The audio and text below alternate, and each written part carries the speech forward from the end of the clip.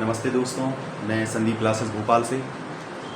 दोस्तों, आज हम भारतीय इतिहास के बारे में जानते हैं। भारतीय इतिहास को जब हम पढ़ते हैं तो उसको हम 3 भागों में बांट के पढ़ते हैं: प्राचीन भारत, मध्यकालीन भारत और आधुनिक भारत। आज हम उत्तर मुगल के बारे में जानते हैं। उत्तर मुगल होता क्या है? देखिए, जब हम मध्यकालीन भारत को पढ़ते हैं तो मध्यकालीन भारत को भी 2 भागों में बांटा गया है। एक आता है सल्तनत काल और दूसरा आता है मुगल काल। मुगल काल के बाद जो शासक बैठे हैं उनको बोला गया है उत्तर मुगल। यदि हम बात करें तो 21 अप्रैल 1526 को पानीपत का पहला युद्ध हुआ था। 21 अप्रैल 1526 को पानीपत का पहला युद्ध हुआ था।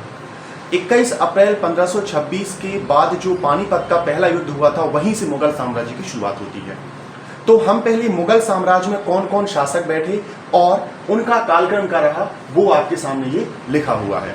और उसके बाद हम औरंगजेब की मृत्यु के बाद जो भी शासक पढ़ते हैं, टोटल 11 शासक हैं जो उत्तर मुगल काल में आते हैं। टोटल 11 शासक हैं जो उत्तर मुगल काल में आते हैं। वो आपके यहाँ पर ये 6 लिखे हुए हैं। इसके बाद भी आपके 5 जो बचे हुए हैं वो भी इसी में आते हैं। मतलब यदि हम दोस्तों देखें तो 1206 में जो सल्तनत काल की शुरुआत होती है, गुलाम वंश की स्थापना के बाद से, वहां से 1526 तक हमारा चलता है क्या, सल्तनत काल। सल्तनत काल के बाद मुगल काल आता है जो कि 1526 से 1707 तक चलता है। यहाँ पर जो मुगल साम्राज्य बैठते हैं उनको मुगल काल के अंतर्गत पढ़ा जाता है।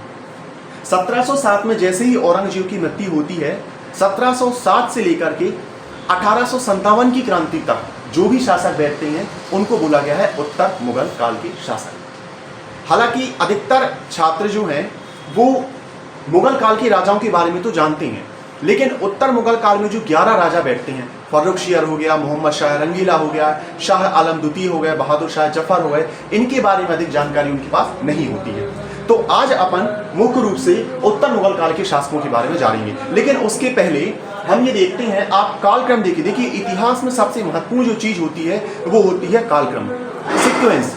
जब भी हम इतिहास को पढ़ते हैं तो हमें चीजों को याद रखना थोड़ा कठिन हो जाता है, लेकिन यदि हम उनके कालक्रम के अनुसार चीजों को पढ़ेंगे ना, तो हम वो चीजों को याद भी कर सकते हैं और लंबे समय तक उनको याद रख भी सकते हैं। तो मुगल काल में जो पहला शासक बैठता है बाबर, 1526 से लेकर 1530 तक।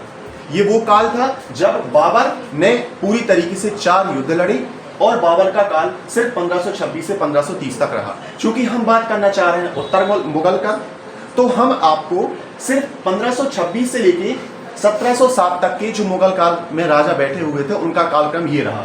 बाबर 1526 से 1530 तक बैठा। उसके बाद हुमायूं आया 1530 से 1556 तक। अकबर का जो शासन काल रहा, वो कालक्रम रहा, वो रहा 1556 से 1605 तक। 1605 में अकबर की मृत्यु हो जाती है। अकबर का बेटा जो जहांगीर होता है उसके बाद वो राजा बनता है और 1605 से मात्र 1627 वर्ष तक जहांगीर का शासनकाल होता है। उसके बाद शाहजहां आता है 1627 से 1657 तक। औरंगजेब 1658 से 1707 तक बैठता है और 1707 में औरंगाबाद महाराष्ट्र में औरंगजेब की मृत्यु हो जाती है। और उसके बाद हमारा मुगल साम्राज्य के बाद यहां से हमारा उत्तर मुगल शुरू होता है। अभी आपने देखा 1658 से 1707 तक औरंगजेब का शासनकाल रहा। औरंगजेब की मृत्यु 1707 में औरंगाबाद महाराष्ट्र में हो जाती है। यहां तक के जो शासक होते हैं वो मुगल साम्राज्य के अंतर्गत पड़े जाते हैं।